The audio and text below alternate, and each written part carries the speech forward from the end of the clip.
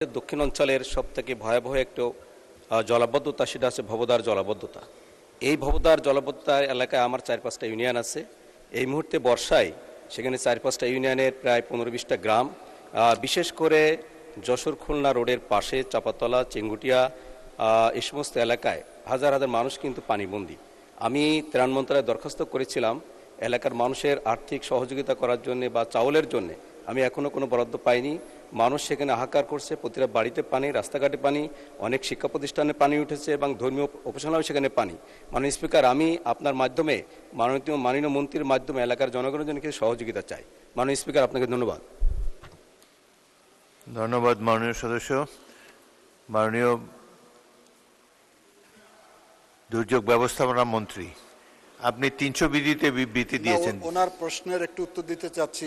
ইতিমধ্যে আমরা আমাদের আচ্ছা, সমস্ত জেলাগুলোতে 100 মেট্রিক টন এবং 2 লক্ষ টাকা বরাদ্দ দিয়েছি জরুরি মোকাবেলা করার জন্য। ধন্যবাদ।